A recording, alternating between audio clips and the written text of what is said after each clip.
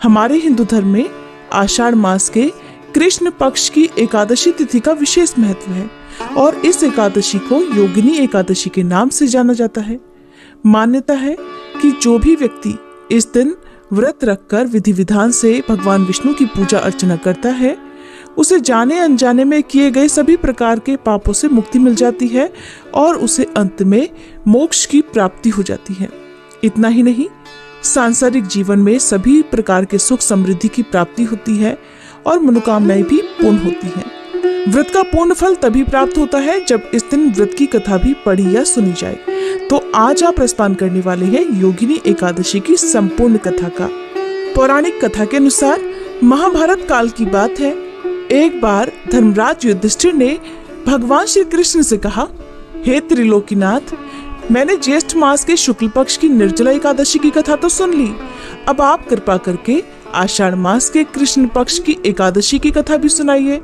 इस एकादशी का नाम तथा महात्म्य क्या है, सो अब आप मुझे विस्तार पूर्वक बताइए। तब भगवान श्री कृष्ण धर्मराज से इस प्रकार कहने लगे, हे पांडुपुत्र, आषाढ़ मास के कृष्ण पक्ष की एकादशी का नाम है योगिनी एकादशी और इस व्रत से सभी पाप नष्ट हो जाते हैं। ये व्रत इस लोक में भोग तथा परलोक में मुक्ति देने वाला है। हे धर्मराज, ये एकादशी तीनों लोकों में प्रसिद्ध है। इस व्रत के प्रभाव से सभी पाप नष्ट हो जाते हैं। अब मैं तुम्हें पुराणों में कही हुई कथा सुनाता हूँ, ध्यान पूर्वक सुनो। कुबेर नाम के एक राजा अलकापुरी नाम की नगरी में राज्य करते थे। वह शिव भक्त थे। उनका हेममाली नामक एक यक्ष सेवक था जो पूजा के लिए फल फूल लाया करता था। हेममाली की विशालाक्षी नाम की एक अति सुंदर पत्नी थी।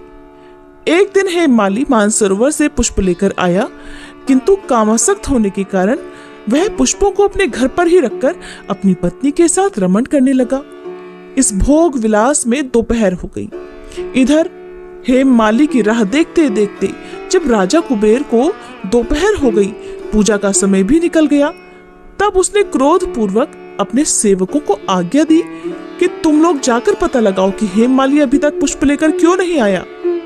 जब सेवकों ने उसका पता लगा लिया तो राजा के पास आकर सेवक कहने लगे, हे राजन, वह हेममाली तो अपनी पत्नी के साथ रमण कर रहा है। इस बात को सुनकर राजा कुबेर ने हेममाली को बुलाने की आज्ञा दी। अब डर से थर-थर कांपता हुआ हेममाली राजा के सामने उपस्थित हुआ। उसे देखकर राजा को अत्यंत क्रोध आया और राजा के होंठ क्रोध के मारे फड़फड़ाने लगे। तब क्रोधित हुए राजा ने हेममाली से कहा, अरे अधम, तूने मेरे परम पूजनीय देवों के भी देव भगवान शिव जी का अपमान किया है। मैं तुझे श्राप देता हूँ कि तू अपनी पत्नी के वियोग में तड़पे और मृत्युलोक में जाकर कोढ़ी का जीवन व्यतीत करे। राजा कुबेर के श्राप से वह उसी क्षण स्वर्गलोक से पृथ्वी पर आ गिरा और कोढ़ी हो गया। उसकी पत्नी भी अब उससे बिछड़ गई। मृत्युलोक में आकर उसने अनेकों भयंकर कष्ट भोगे, किंतु भगवान शिव की कृपा से उसकी बुद्धि मलिन नहीं हुई और उसे अपने पूर्व जन्म की भी याद रही। इस प्रकार अनेक कष्टों को भोगता हुआ और अपने पूर्व जन्म के कुकर्मों को याद करता हुआ हेममाली हिमालय पर्वत की तरफ चल पड़ा। चलते चलते वह मार्कंडेय ऋषि के आश्रम में जा पहुंचा। वह ऋषि अत्यंत तपस्वी थे और दूसरे ब्रह्मा जी के समान प्रतीत हो रहे थे और उनका वह आश्रम भी ब्रह्मा जी की सभा के समान ही शोभा दे रहा था। ऋषि को देखकर हेममाली वहां गया और उन्हें प्रणाम करके उनके चरणों में गिरकर रोने लगा। हेममाली को देखकर मार्कंडेय ऋषि ने कहा, तूने कौन से पाप कर्म किए हैं जिससे तू कोढ़ी हुआ और इस प्रकार भयानक कष्ट भोग रहा है।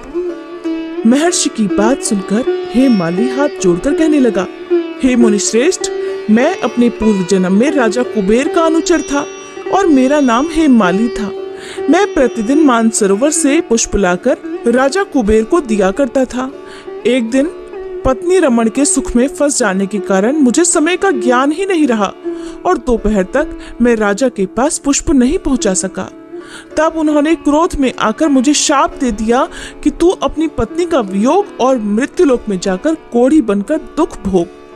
हे मुनिवर, इसी कारण मैं कोढ़ी हो गया हूँ और इस पृथ्वी लोक पर आकर भयंकर कष्ट भोग रहा हूँ।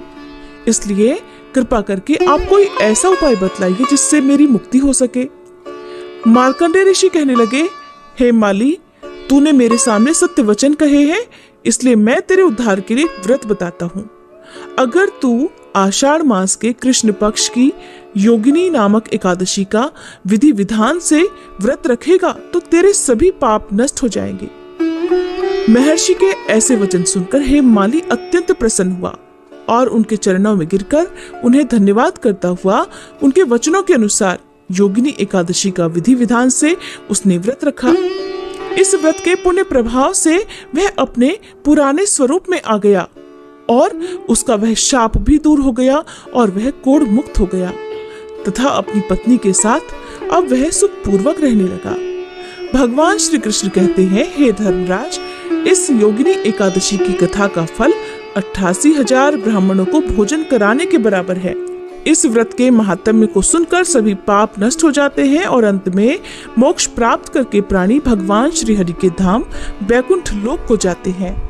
तब भगवान श्री कृष्ण के श्रीमुख से योगिनी एकादशी का महात्म्य सुनकर धर्मराज युधिष्ठिर ने भी इस व्रत का पालन किया।